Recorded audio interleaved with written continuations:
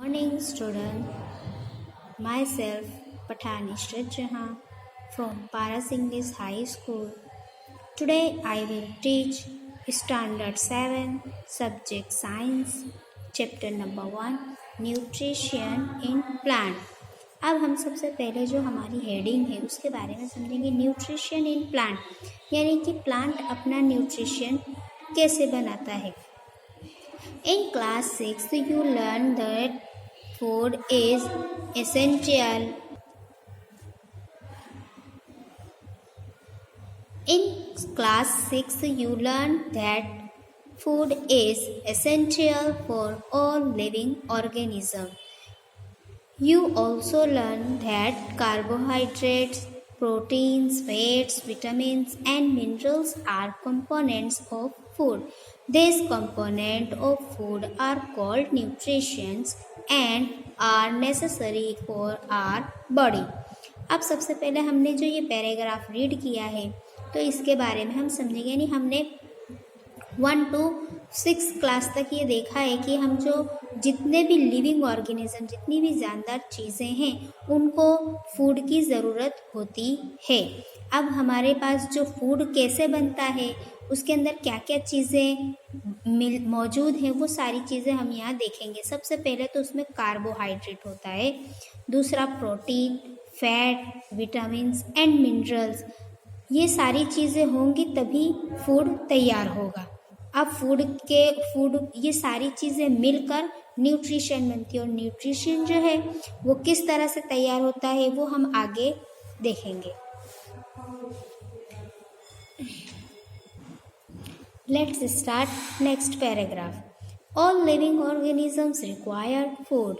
Plants can synthesize food for themselves, but animals, including humans, cannot.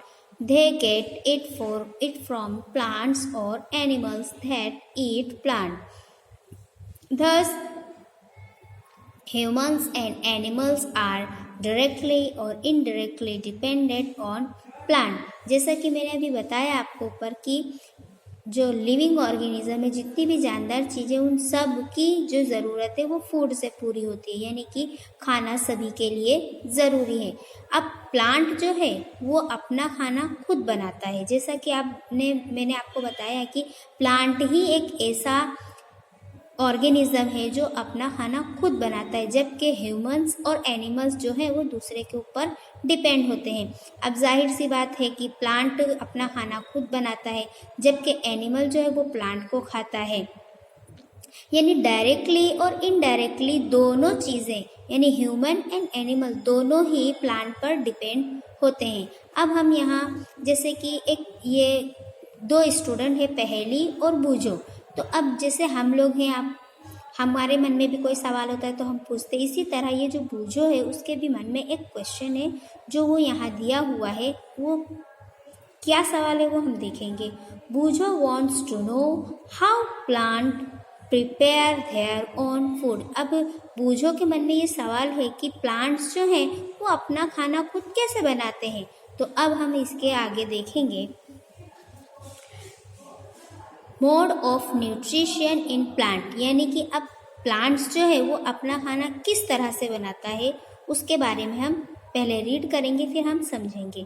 Plants are the only organism that can prepare food for themselves by using water, carbon dioxide and minerals. अब जो plants है वो सिर्फ वो ही एक ऐसे organism है जो अपना खाना खुद तैयार करते हैं. themselves यानी खुद तैयार करते हैं. by using, अब उसमें क्या क्या यूज़ करते हैं? Water, carbon dioxide and minerals. अब वाटर, जाहिर सी बात है, आप जानते हैं कि पानी सभी जानदार चीज़ों के लिए इम्पोर्टेंस रखता है. अब कार्बन डाइऑक्साइड है तो इंसान जो ह्यूमंस जो हैं वो ऑक्सीजन अपनी सांस में अंदर एब्जॉर्ब करते हैं और कार्बन डाइऑक्साइड रिलीज़ करते हैं, जबकि प्लांट्स जो हैं वो ऑक्सीजन रिलीज़ करते हैं और कार्बन डाइऑक्साइड एब्जॉर्ब करते हैं. और जो तीसरा कंपोनेंट है वो है मिनरल्स. ये सारी चीज़ें मिलकर प्लांट्स जो है वो अपना खाना तैयार करता है। The raw materials are present in their surrounding, यानी ये तीनों रॉ मटेरियल्स को मिलाकर जो प्लांट्स है वो अपना खाना बनाता है। The nutrition enable living organisms to build their bodies, to grow, prepare damaged part of their bodies, and provided the energy to carry out life process. Nutrition is the mode of taking food by an organism and its utilization by the body. The mode of the nutrition in which organisms make food themselves from simple substance is called autotrophic. Therefore, plants are called autotrophs. Animals and most other organisms take in food prepared by plants. They are called heterotrophs. अब जैसा कि मैंने ये paragraph read किया है कि the nutrition enable living organisms to build their bodies, यानी जिस तरह जानदार चीज़ों को अपने कहते हैं कि बॉडी को प्रिपेयर करने के लिए न्यूट्रिशन की ज़रूरत होती है, इसी तरह ग्रोथिंग की और जो भी प्रिपेयर यानी डैमेज पार्ट होता है, यानी बॉडी का जो भी डैमेज पार्ट होता है उसको भी प्रिपेयर करने के लिए एनर्जी की ज़रूरत होती है, और एनर्जी के बिना हमारी बॉडी कोई भी चीज़ काम नहीं कर सकती। Nutrition is the mode of taking food by an organism, यानी न्यूट्रिशन जो है वो बॉडी के लिए, लिविंग ऑर्गेनिज्म के लिए फूड बनाने का काम करता है। अब जो न्यूट्रिशन है उसके भी दो टाइप्स हैं, ऑटोट्रॉफिक न्यूट्रिशन और हेट्रोट्रॉफिक न्यूट्रिशन। अब ऑटोट्रॉफिक न्यूट्रिशन में क्या होता है कि ऑटो इज इक्वल, यानी ऑटो का मतलब होता है सेल्फ और ट्रॉफिक का मतलब होता है नरिशमेंट, यानी कि जो न्यूट्रिशन है वो खुद से, यानी और प्लांट ही एक ऐसा ऑर्गेनिज्म है जो खुद से अपना खाना बनाता है, तो प्लांट्स को ही हम ऑटोट्रॉफिक न्यूट्रिशन कहेंगे। अब जबकि एनिमल्स की बात आती है, एनिमल्स और ह्यूमंस जो है वो हेट्रोट्रॉफिक न्यूट्रिशन का यूज़ करते हैं, क्योंकि वो दूसरों पर निर्भर होते हैं। और जैसा कि मैंने आगे पढ़ाई है और बताया ही है कि डायरेक्टली और इनडायरेक्टली दोनों तरीक़ों से जो है ह्यूमंस और एनिमल्स जो है वो प्लांट्स पर निर्भरता रखते हैं। अब देखो, जैसा कि मैंने बताया कि दो स्टूडेंट है, एक बूझो है और एक पहेली है। अब पहेली के मन में क्या क्वेश्चन आया है वो हम देखेंगे। Paheli wants to know why our body can not make food from carbon dioxide, water and minerals like plant do. अब पहेली के मन में क्या क्वेश्चन है कि जैसे प्लांट्स जो है वो कार्बन डाइऑक्साइड और वाटर और मिनरल के थ्रू अपना खाना बना लेते, तो क्या ह्यूमन यानी कि हम इंसान नहीं बना सकते? क्या हमारी बॉडी ये सारी चीज़ एब्जॉर्ब नहीं कर सकती? तो अब हम इसके बारे में देखेंगे कि उसका आंसर क्या है। Now we may ask where the food factories of plants are located. अब जो इसमें दिया हुआ है कि प्लांट्स जो अपना खाना बनाते हैं तो उनकी जो फैक्ट्री है, यानी प्लांट्स के खाना बनता कहाँ है, उसका मेन पार्ट कहाँ है, वो किधर दिखाई देता है। तो whether food is made in all parts of a plant or only in certain part. How do plants obtain the raw materials from the surrounding? How do they transport them to the food factories of plant? अब ये question हमने देखा है कि इसमें तीन question दिए गए हैं। सबसे पहला तो फूड की जो फैक्ट्री है वो कहाँ है, कौन से पार्ट में फूड तैयार होता है प्लांट के। अब how do plant obtain raw material, और रॉ मटेरियल कहाँ से लेता है फूड। और तीसरा क्वेश्चन है how do they transport them to the food factories of plant, और प्लांट की जो फूड फैक्ट्री वो कहाँ से ट्रांसपोर्ट होती है। तो अब जो है अब फूड जो है प्लांट्स जो है वो फूड कैसे बनाता है और कहाँ कहाँ से वो रॉ मटेरियल लेता है उसके बारे में हम डिस्कस करेंगे।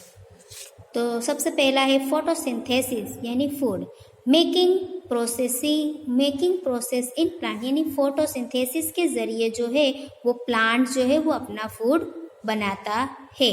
तो अब प्लांट्स जो है वो फूड किस तरह से बनाता है, उसके कौन से पार्ट से बनता है वो हम देखेंगे।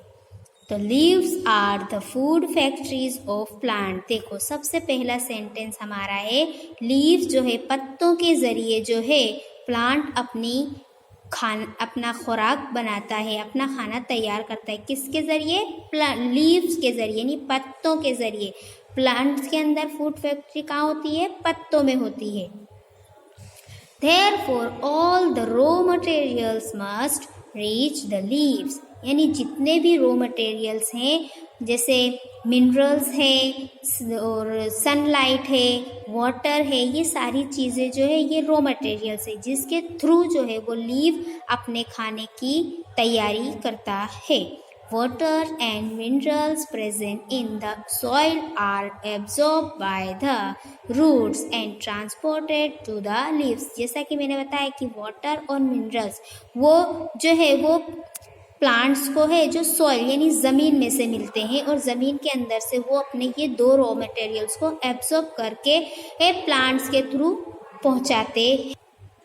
कि जो रॉ मटेरियल्स हैं वाटर और मिनरल्स जो है वो प्लांट्स को सॉइल में से मिल जाते हैं यानी ज़मीन में से मिल जाते हैं और ज़मीन से यानी रूट के थ्रू वो एब्जॉर्ब करके ट्रांसपोर्ट करके पत्तों तक पहुंचता है और पत्तों में carbon dioxide from air is taken in, यानी कि अब पत्तों के ज़रिए जो है वो कार्बन डाइऑक्साइड जो है वो अपने अंदर लेते हैं हवा, और जिसकी वजह से फूड जो है वो अपना प्लांट्स जो है वो अपना खाना तैयार करता है।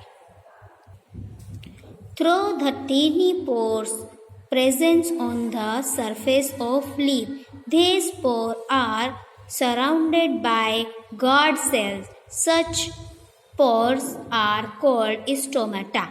अब हमें जो यानी लीफ पत्तों के अंदर क्या चीज़ मौजूद है जिसके ज़रिए वो अपने खाने को बनाने में मदद करता है। तो सबसे पहले हमने देखा कि जो लीव्स के अंदर है वो टीनी पोर्स यानी छोटे छोटे पोर्स होते हैं, सेल्स होते हैं, जिसकी वजह से ये जो लीव है वो अपना खाना बनाता है।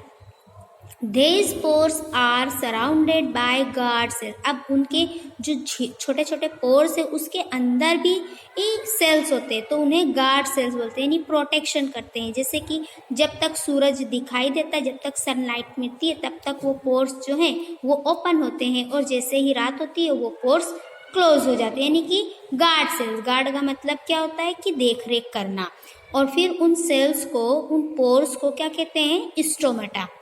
अब नीचे देखो ये क्वेश्चन, अब बूझो के मन में क्या क्वेश्चन आया वो हम देखेंगे। बूझो wants to know how water and minerals absorbed by roots reach the leaves। अब जो बूझो के मन में क्या क्वेश्चन है कि जो लीव्स है, पत्ते हैं, वो रूट्स के जरिए कैसे अपने मिनरल्स को और वाटर को एब्जॉर्ब करते हैं, तो उसके बारे में हम देखेंगे। Water and minerals are transported to the leaves by the vessels which run like pipes throughout the root। अब बूझो ने कैसा क्वेश्चन पूछा कि यानी कि जो प्लांट लीव्स है वो रूट के जरिए कैसे मिनरल्स और वाटर को एब्जॉर्ब करते हैं। तो जो रूट है वो किस चीज़ का काम करता है? Like pipe. जैसे हमारे घर में पानी के टैंक होते हैं तो जब हमको ज़रूरत होती है वाटर की तो हम नल ओपन करते हैं, वैसे ही पाइप के थ्रू पानी आ जाता है। तो इसी तरह पत्तों में भी होता है कि रूट्स के थ्रू पत्तों तक मिनरल्स और वाटर पहुंच जाता है पत्तों में। The stem, the branches and the leaves, और यही उनकी ब्रांच है।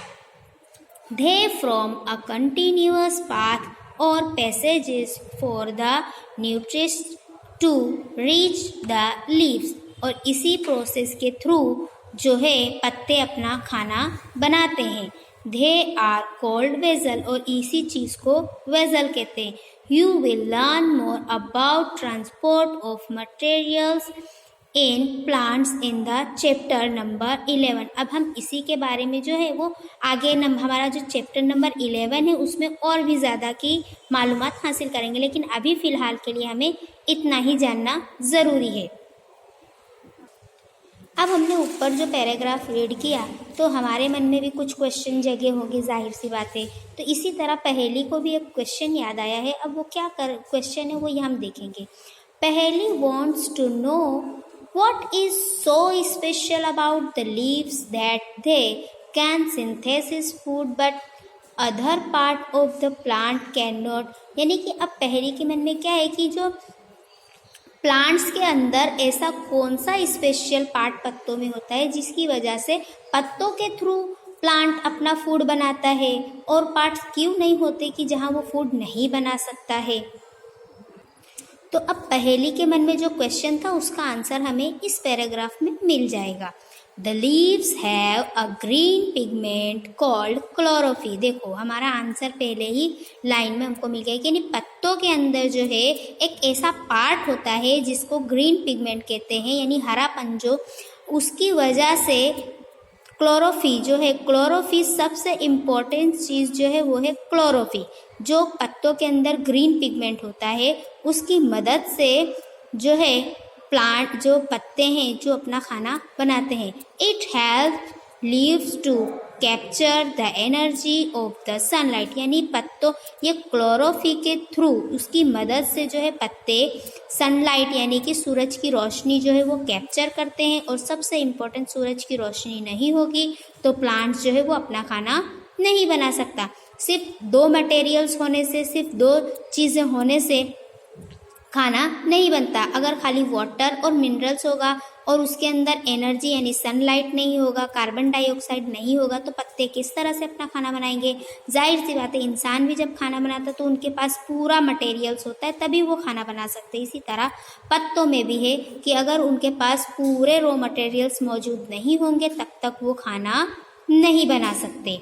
This energy is use to synthesis prepare food from carbon dioxide and water. यानी कि मैंने जैसा अभी आपको समझाया है कि कार्बन डाइऑक्साइड नहीं होगा तो फूड नहीं बन सकता, वाटर और मिनरल्स है पर कार्बन डाइऑक्साइड और सनलाइट नहीं है तो हमारा खाना तैयार नहीं होगा।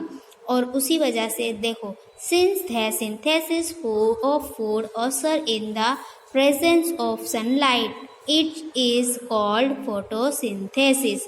अगर सिंथेसिस फूड यानी कि अब जो है वो क्लोरोफिल की मदद से अगर जो प्लांट्स है वो अपना यानी कि सनलाइट, सूरज के पास से सनलाइट नहीं लेगा, वो सनलाइट कैप्चर नहीं करेगा और ये सारी प्रोसेस नहीं करेगा तब तक वो फूड नहीं बना सकता। और इसी ही प्रोसेस को, सनलाइट की प्रोसेस को क्या कहते हैं, फोटोसिंथेसिस।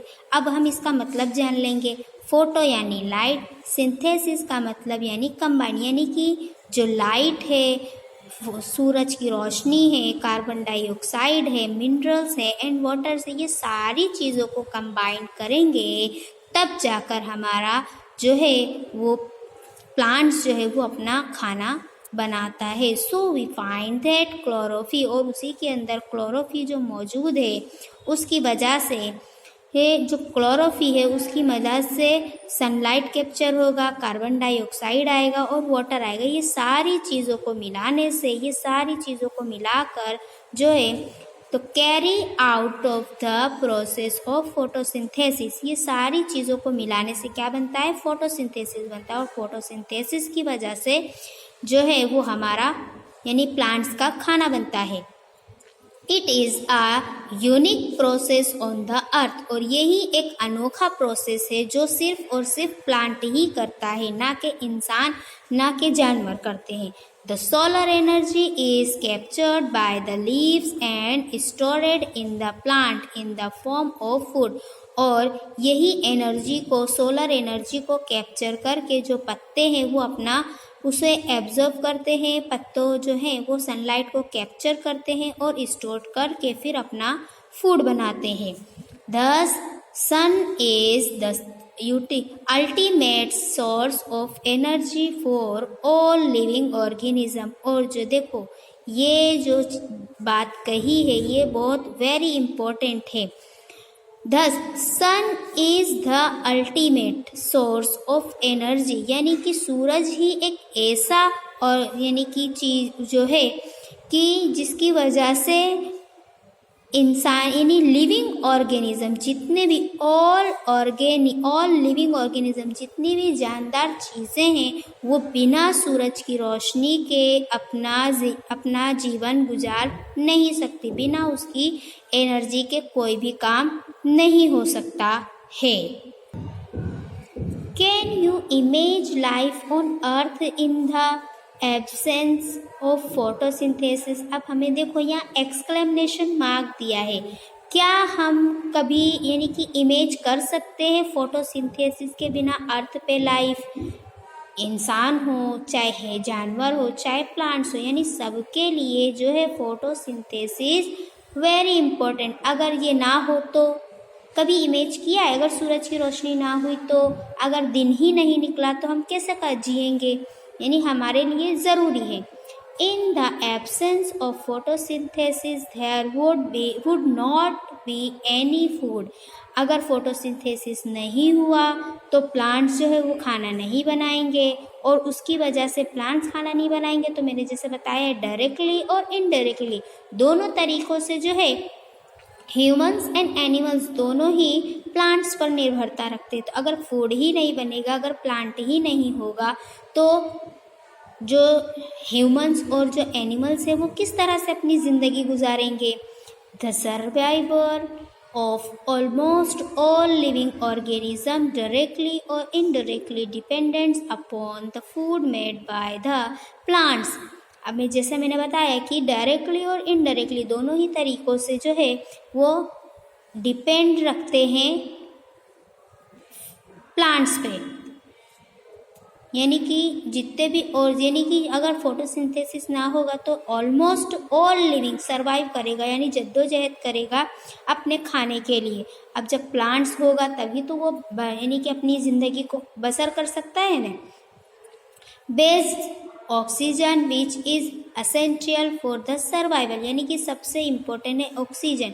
अभी ऑक्सीजन जैसे इंसान और जानवर के लिए ऑक्सीजन ज़रूरी है और प्लांट्स के लिए कार्बन डाइऑक्साइड ज़रूरी है। अगर समझ लो कि अगर जैसे सूरज नहीं निकला, फोटोसिंथेसिस वाली प्रोसेस ना हुई तो इंसान और एनिमल्स जो है वो कार्बन डाइऑक्साइड बाहर निकालेगा, रिलीज़ करेगा, तो पूरे यानी कि वर्ल्ड में सिर्फ कार्बन डाइऑक्साइड ही रहेगा और ऑक्सीजन नहीं रहेगा। अगर दोनों का कंबाइन नहीं होगा तब तक इंसानी ज़िंदगी जो है ऑल लिविंग ऑर्गेनिज्म जो है वो सर्वाइव करते रहेगा। Survival of all organisms is produced during photosynthesis. In the absence of photosynthesis, life would be impossible on the earth. यानी कि